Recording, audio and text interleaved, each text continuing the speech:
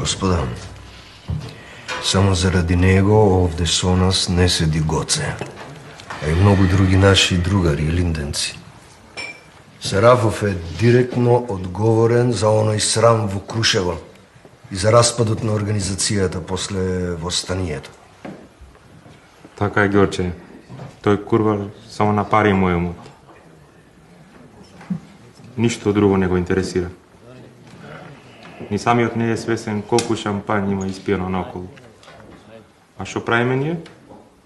Ние покажуваме разбирање.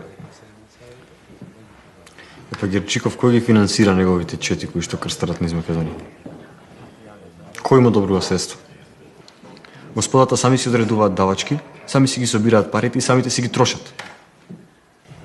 Каква организација? Вака ќе го браниме делото? Вака ќе се бориме за слободата на Македонија? Париз, Лондон, Женева, Монте Карло, дури и во Виена виенските коцкари детално ме информираа за светата борба, за делото и слободата на Македонија. Господа, со Сарафов бевме во Лондон и имавме средба со невинни банкари. Сарафов им побара 3 милиони фунти. 3 милиони фунти за слободата на Македонија. А за возврат им го понуди Охридското езеро на 100 години. Герджиков, ако му даде за право да ја продава Македонија, Добро, може не донесе директно пари, ама барем се уште можеме да ги слушнеме лондонските дами како квичат подсвилените чаршави кои што се уште мирисаат на скапиот парфем на Борис Сарафов. Значи додека јас се залагав за децентрализација на организацијата, за такви како него да не дојдат, вие, господа, сите молчевте. Пере, мислам дека... Димо, никој не седи на два стола. Никој. Или организацијата и делото, или бугарскиот двор. Ако тој некој сака да седи на тие два стола, ние со задоволство ќе му го тргнеме едниот. Или двата. А ти, Јане? А што мислиш ти за тоа?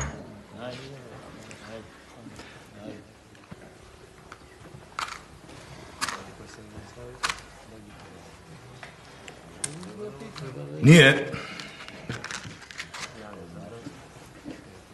водиме борба против врховистите затоа што сакаат да ја потчинат организацијата, да ја стават во служба на бугарскиот дворец. Тоа се луѓе кои што дале заклетва пред бугарскиот кнез и бугарската држава. И како такви не сте ништо повеќе од обични послушни слуги. А ние не сакаме да ја замениме турската империја, турскиот султан со други такви, па ни со бугарската држава и бугарскиот кнез. Ние сакаме Македонија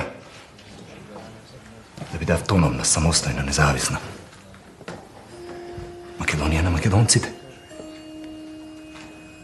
Тие бараат слободата на Македонија како етапа за нови идни присоединување и освојување, а ние ја бараме како основна крајна цел. Ете, во тоа е големата разлика помеѓу нас, внатрешните и врховистите.